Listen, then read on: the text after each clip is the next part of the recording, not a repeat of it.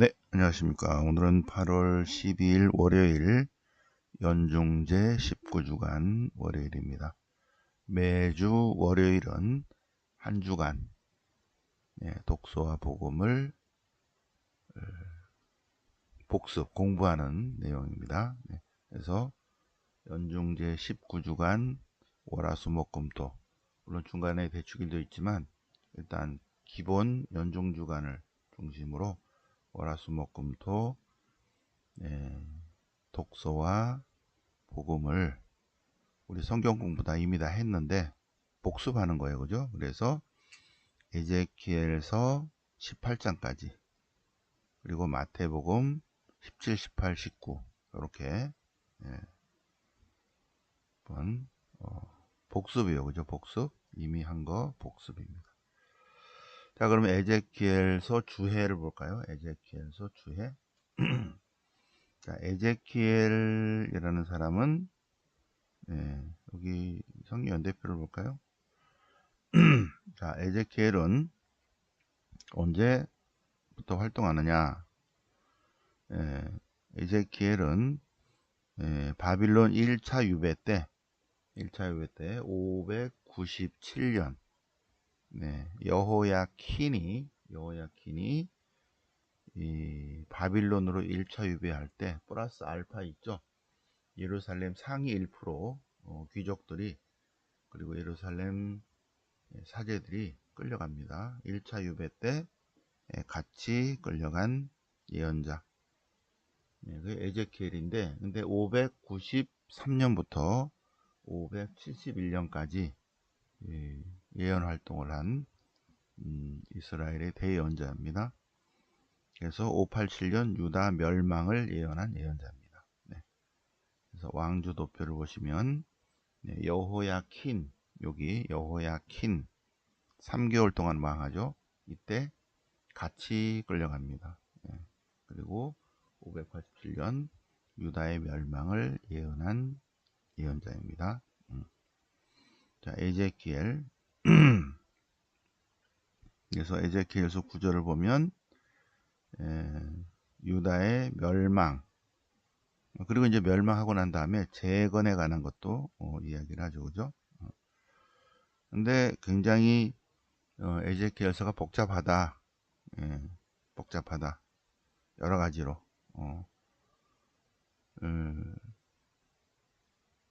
논리적으로 보이는 구조를 무질서하게 벗어났다. 그죠? 왜 그러냐? 그 이유는 제자들에게 있다. 이렇게 보는 거예요. 제자들이 이 논리하고 상관없이 토막내서 사부님의 신탁들을 토막낸 것으로 여겨진다. 그리고 같은 것도 반복하고 있고 막 그렇다. 그리고 또 하나는 에제키엘이라는 사람의 성격이 변덕스럽고 불안정하고 또 뭐 낙심과 벙어리 증세, 마비 증세, 소심하고 또 기이하다, 초현실적인 것에 취해 있다. 이런 것이 있습니다. 굉장히 크베르 강가에서 유배자들을, 그러니까 바빌론 크바르 강가에서 예언 활동을 시작을 했다. 그리고 느부갓네살 첫 번째 유배 때 바빌론으로 유배 갔을 것이다. 그리고 571년까지 활동했을 것이다. 이것이 쭉 나옵니다. 그는 예언에 앞서 그는 원래 사제였다. 성전에 관한 예언이 많다. 하느님의 영광에 사로잡힌다. 그리고 결론 여러가지 바빌론 신화에 나오는 환상적 짐승들에 관한 소설로 환시를 표현을 합니다. 표현이 그렇다는 거예요. 그리고 결국은 주님의 영광이 예루살렘을 떠나는 것. 그래서 유다의 멸망을 예언하고 그러고 보니까 진짜로 587년에 멸망하니까 그 다음부터는 희망의 메시지를 전하는데 결국 이제 587년 다음부터는 멸망했는데 니네 회개해라. 왜 회개하지 않아 가지고 우상숭배를 해서 이렇게 망하냐 하고, 멸망한 다음에 해봐야 뭔 소용 있어요. 그죠? 그러니까 587년부터 571년까지는 재건에 관해서, 새로운 하나님 백성 공동체에 관해서 하나님 말씀을 전합니다. 네. 결론이 뭐다? 궁극적 전망. 에제키엘의 궁극적인 전망은 새로운 하나님 백성 공동체의 삶을 드러내는 것이다. 새로운 하나님 백성 공동체. 결론은 야훼 산마다. 야훼 산마. 새 성전. 새 성전. 새 성전은 새로운 하나님 백성 공동체를 위해서 있는 것이고, 주님께서 함께 하신다. 결국은 에제키엘도, 예레미야도 에제키엘도 결국은 예수님을 예언하고 있습니다. 네. 자, 그러면 성경 본문 1장, 2장, 9장, 12장, 16, 18 이렇게 쭉 보겠습니다. 월요일 오늘 거죠. 에제키엘의 환시. 크바르 강가. 크바르 강가에 바빌론의 크바르 강가에서 환시를 보이셨는데, 에제키엘 사제에게 주님의 손길이 내리셨다. 주님께서 발현하셨다. 주님께서. 근데 이제 이상한 생물 같은 그런 모습이 쭉 있고요. 그리고 여러 가지 환시를 보고, 그런데 거기에 주님의 형상, 사람처럼 보이는 형상, 그래서 이렇게 불과 금붙이와 광채와 쌓인 그런 모습입니다. 주님 영광의 형상의 환시를 보는 것입니다. 주님 영광의 환시. 자, 에제키엘서 2장, 에제키엘 이제 부르심을 받는 것입니다. 에제키엘서 1장부터 24장까지는 멸망 이전이에요. 멸망 이전. 그리고 33장부터 40장 전까지, 39장까지는 일단 망했잖아요. 망한 다음에는 희망의 메시지, 새로운 하나님 백성 공동체, 재건에 관해서. 그래서 1장부터 24장까지는 멸망 전입니다. 멸망 전. 니네 자꾸 우상 숭배하면 망할 거야 하는 메시지를 전합니다. 주님께서 크바르 강가에 있는 에제키엘 사제에게 일어서라, 내가 너에게 할 말이 있다. 여기서 사람의 아들은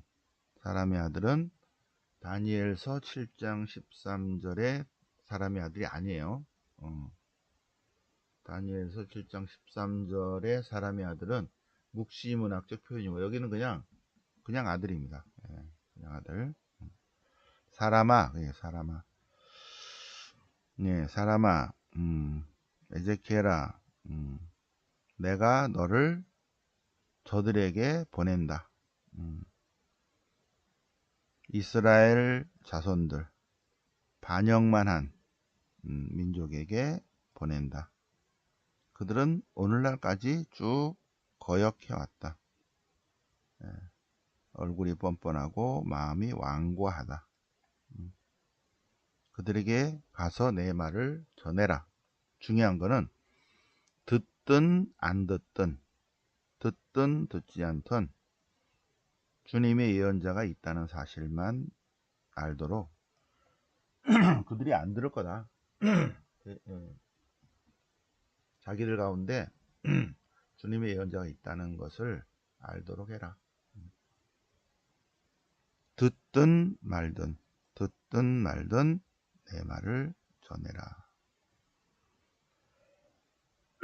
자, 그래서 두루마리가 하나 있는데, 두루마리, 거기에 글자가 적혀 있어요. 비탄과 탄식과 한숨이 가득 적혀 있었다. 그래서 그걸 받아 먹어라. 받아 먹어라. 이 두루마리를 받아먹고 이스라엘에 전해라. 말씀을 담는 거죠. 그죠? 예언자의 예자는 예금할 때의 예자예요. 얻는 하나님 말씀입니다. 하나님 말씀을 이렇게 받아서 간직하고 있다가 때가 되면 전하라 그러면 탁 전하는 것입니다.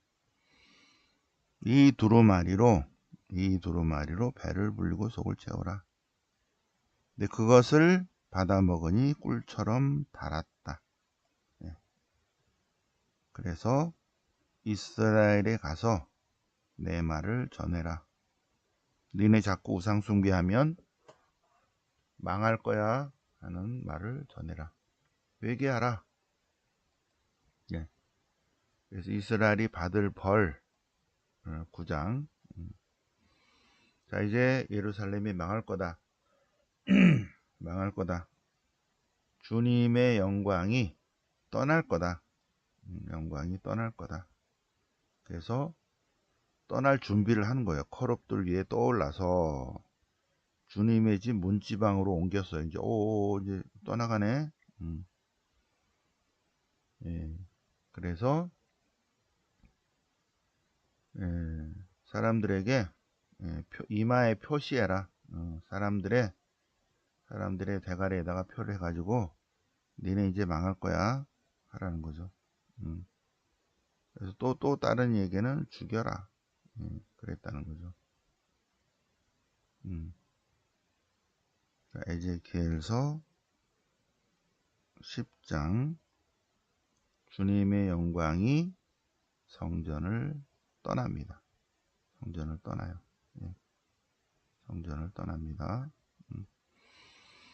그래서 주님의 영광이 예루살렘 성전 문지방에서 나와 커룹들 위에 멈추었다. 커룹. 커룹이 뭔가 모른다. 확실하지 않다. 어쨌든 예루살렘 성전 안에 계약의 계 위에 있는 이러한 날개를 펼친 어떠한 천사 모습이다. 커룹은 날개를 펴고 땅에서 치솟았다.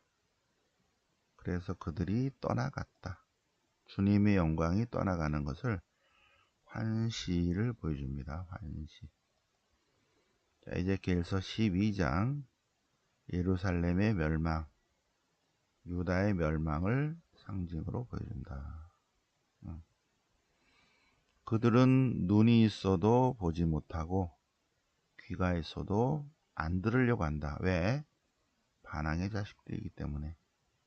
그래서 유배에 가는 행위를 보여라. 짐 싸가지고 너는 유배짐처럼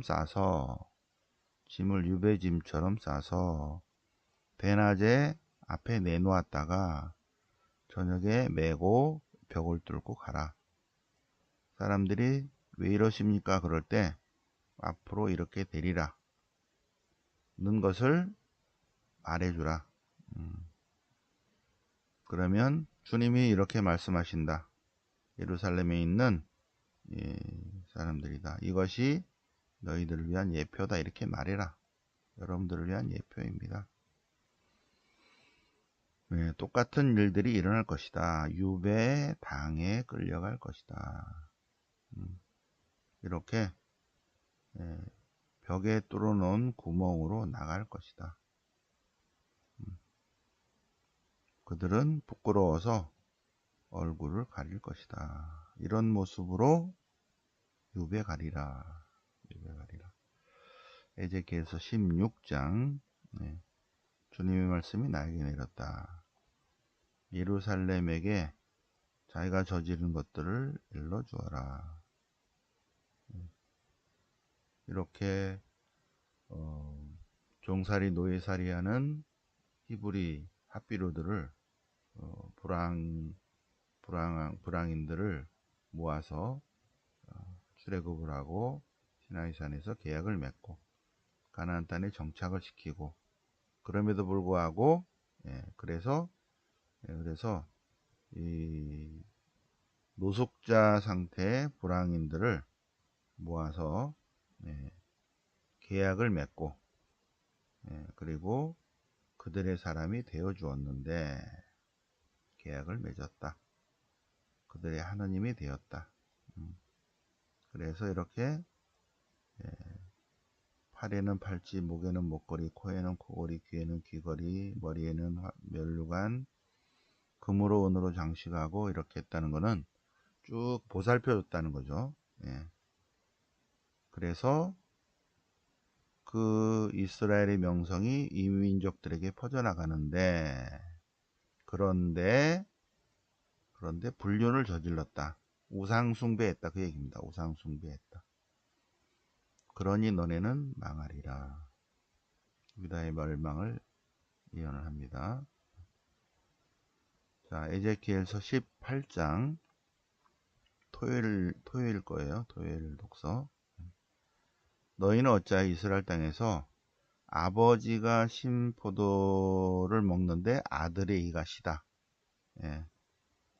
아버지의 죄가 아들에게 연결된다는 속담을 말하느냐? 아니다. 죄 지은 자만 죽는다. 어떤 사람이 공정과 정의를 실천하면 그 사람은 의로워서 의로운 사람이니 산다. 그런데 그 아들이 주님의 말씀을 거역하면 아버지는 살고 아들은 자기 죄값을 치른다. 그는 살지 못한다. 아버지의 공이 아들에게 넘겨지는 것이 아니고 죄도 넘겨지는 것이 아니고 자기가 각자 자기 죄값을 치른다. 그가 죽은 책임은 자기 자신에게 있다. 그러니 이스라엘에 회개하라. 모든 죄악에서 돌아서라. 자기 죄로 자기가 죽는다. 죄악을 떨쳐버리고 새 마음과 새 영을 갖추어라. 회개하고 버리고 비우고 씻어내고 주님께 돌아서라. 여기까지 에제키엘서 18장까지 묵상을 해보셨고 19장은 또 다음 주에 또 18장 이후는 다음 주에 또 하도록 하겠습니다. 복음 볼까요? 복음 17, 18, 19 보겠습니다. 마태복음 17장 영광스러운 변모. 이 십자가 사건 전에 예수님께서 베드로와 야고보와 요한 12제자 중에 수제자, 빼어날 수, 조창수 할 때 수제자예요. 수제자, 빼어날 수. 12제자 중에 수제자 3명, 베드로, 야고보, 요한만 데리고 당신의 본질을 드러내 보이신 사건이 타볼산에서 영광스러운 변모예요. 그래서 새로운 출애굽에 관한 대화를 모세와 엘리야와 합니다. 모세는 율법의 대표, 엘리야는 예언자들의 대표, 예언서의 대표. 율법과 예언서의 대표 선수들이 모여서 예수님과 새로운 출애굽에 관한 예언을 모습을 보입니다. 자, 사람의 아들이, 여기 사람의 아들은 다니엘서 7장 13절 묵시문학적 표현. 주님의 날, 그날이 오면 오시기로 된 그분입니다. 메시아입니다. 메시아의 또 다른 표현이에요. 메시아의 묵시문학적 표현이 사람의 아들이라는 표현입니다. 자, 어린이 마귀 쫓아내는 거, 기도하지 않으면 안 된다. 저희는 어찌하여 마귀를 쫓아내지 못합니까? 믿음이 약한 것이다. 믿음이 있다면 산도 옮길 것이다. 자, 순환과 부활에 대한 두 번째 예고. 사람의 아들은 그래 있죠? 메시아의 묵시문학적 표현이에요. 사람의 아들 오시기로 된 그분입니다. 그러나 3일 만에 일으켜질 것이다. 그리고 항상 순환과 부활에 대한 예고를 하시고 제자 교육을 합니다. 제자 교육. 그래서 제자 교육은 18장, 다시 18장을 보면 이 18장은 공동체 설교예요. 공동체 설교. 마태복음에는 5 설교가 있는데, 왜냐하면 마태복음사가는 율법학자 출신이라고 그랬죠. 마태복음서의 저자는 누구다? 모른다. 확실한 건 뭐다? 세리 마테오가 절대 안 썼다. 누군지 모르지만 세리 마테오는 절대 아니다. 그런데 전체 문장을 보니까 그는 율법학자 출신이다. 글의 흐름이. 그래서 그는 5를 중요다. 5. 그래서 5경. 그래서 5 설교 위에 자기의 복음을 올려놨습니다. 5 설교. 그래서 여기 나오는 1번 산상설교, 2번 학연설교, 3번 비유설교, 4번 공동체설교, 5번 심판설교. 요 5 설교 위에 마태복음을 쫙 깔아놨어요. 네. 그리고 18장은 공동체 설교입니다. 공동체 설교. 그거를 순환과 부활의 2번째 예고랑 연결시켜 놨어요. 순환과 부활에 대한 2번째 예고를 하시고, 그리고 제자 교육을 하는데, 제자 교육, 제 아들이 예수님께 와서 하늘나라에서 누가 가장 큰 사람입니까? 제자 교육, 예수님께서 자기를 낮추는 이가 가장 큰 사람이다. 자기를 낮춰야 된다. 그리고 또 공동체 안에서도 공동체 안에서 누가 가장 위대한 사람이다? 자기를 낮추어서 공동체를 섬기는 사람이 공동체에서 가장 큰 사람이다. 2번째, 이 작은 일을 가운데 하나라도 죄짓게 하지 마라. 가난하고 소외된 사람들에 대한 우선적 사랑입니다. 자, 그리고 죄를 단호히 물리쳐라는 강조 표현이 손이나 발이 죄를 짓거든 잘라버려라. 눈이 죄를 짓거든 뽑아버려라. 대가리가 잘못하고 있어 어떻게? 잘라버려라. 그렇다고 진짜 하라는 게 아니죠. 손이나 발을 진짜로 자르라는 게 아니죠. 눈을 진짜 뽑아버리라는 게 아니죠.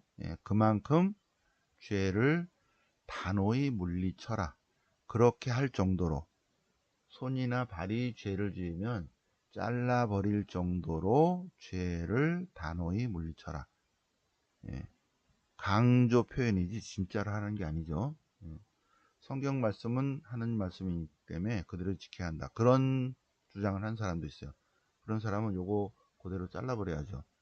그렇다면 완전히 막 성당 안에 막 눈깔이 뽑히고 뭐 팔 자르고 막 이빨 다 뽑고 뭐 얼마나 그러겠어요. 근데 그러라는 게 아니죠. 그런 게 아닙니다. 강조 표현이다. 자, 공동체 안에서는 가장 소외된 사람들을 업신여겨서는 안 된다 이겁니다. 업신여기지 마라. 그래서 길 잃은 양에 대한 비유가 있습니다. 이와 같이 이 작은 일 가운데서 하나라도 이루어지는 것이 아버지의 뜻이 아니기 때문에 공동체 안에서 기준이 어디다? 제일 밑바닥에 있는 사람이다. 힘들고 어려운 사람, 그거를 기준으로 공동체에 배려가 있어야 된다는 것입니다. 공동체 안에서 죄를 지으면 파일러라. 대가리 때려서 정신 차려라. 그래도 말 안 들으면 둘이나 한 사람이라도 더 데려가라. 그래도 말 안 들으면 공동체에게 알려라. 그래도 말 안 들으면 공동체에 내보내라. 자, 그리고 공동체 사람들이 모이기만 하면 뒷담하는데 절대 뒷담하지 말고 뭐해라? 모이면 기도하라. 함께 기도하면 2 사람이나 3 사람이 모이면 기도하라. 예, 두 사람이나 세 사람 모여서 뒷담화하지 마라. 남 욕하지 마라. 헐뜯지 마라. 예, 남 얘기만 계속 전하는 사람이 있어요. 모이기만 하면. 예, 뭐 할 말이 없으니까. 예, 자기를 드러내기 위해서, 자기가 인정받기 위해서 뭐 남 얘기를 막 해. 그러면 사람들이 뭐 귀담아서 솔깃하잖아요. 근데 그렇게 남 얘기를 많이 하고 남을 욕하는 사람은 가까이서는 안 되는 사람이에요. 절대. 예수님께서 하시는 말씀, 모이면 뒷담하지 말고 남 욕하지 말고 헐뜯지 말고 시기 질투하지 말고 모이면 어떻게 하라? 기도하라. 두 사람이나 세 사람 모여서 기도하는 곳에 주님이 함께 하신다. 자, 공동체 안에서 형제가 죄를 지면 어떻게 됩니까? 무한 용서해야 된다. 1만 달란트의 비유로 예수님께서 예를 들으십니다. 1만 달란트. 20만 년 동안 빚을 갚아야 돼. 도저히 우리는 주님께 빚을 갚을 수 없다. 죄 용서받을 수 없다. 그런데 하나님 우리를 용서해 주신다. 우리도 서로 용서해야 된다. 마태복음 19장 혼인과 이혼 하느님께서 짝지으신 것을 사람이 갈라놔서는 안 된다. 하느님께서는 남자와 여자로 만드셨고 둘이 한 몸이 되게 했다. 성경은 사람은 남자 아니면 여자예요. 여자가 됐다 남자가 됐다 이런 그런 논리를 주장하는 콩사탕들이 있죠.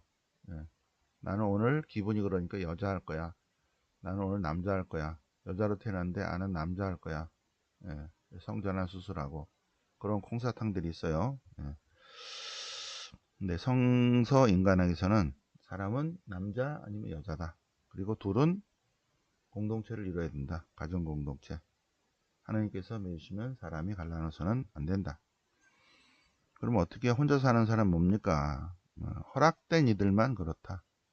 하느님 나라 때문에 그런 사람도 있다. 아무나 하는 게 아니다. 하늘나라는 어린이와 같은이에요. 어린이가 아니라 어린이들이 있는 것이 아니라 어린이와 같은. 어린이의 특징은 스스로 벌어먹지 않는다. 어린이는 어떻게 해요? 아버지가 주는 거, 엄마가 주는 거를 먹죠. 온전히 하느님께 의지하는 사람만 하늘나라에 간다. 자, 영생을 얻으려면 뭘 해야 됩니까? 영생을 얻으려면 뭐 해야 돼요? 1번 계명을 지켜야 된다. 2번 뭐 해야 돼요? 이미타시오 그리스티. 그리스도를 따라야 된다. 1번, 2번 딱 단순하죠? 영생을 얻으려면 하나님 사랑의 법을 지켜야 되고 두 번째 뭐 해야 돼요? 어렵지만 이미타시오 그리스티. 그리스도를 따라야 된다. 그리스도를 따르면 어떻게 돼요? 은총과 축복을 받는다. 그리스도를 따르기 위해서 버리고 비우고 씻어낸 사람은 여기서부터 100배, 1000배, 만배 그리고 영생도 받는다. 여기까지 이번 주 쭉 묵상하시고요. 오늘 월요성경 구약 종강미사입니다. 월요성경, 화요성경 있습니다. 그래서 종강미사 하러 오시기 바랍니다. 마무리하고 9월부터 새 학기 들어가겠습니다. 네, 영광이 성부와 성자와 성령께 정과 지지 항상 영원히 아멘. 성부와 성자와 성령 이름으로 아멘.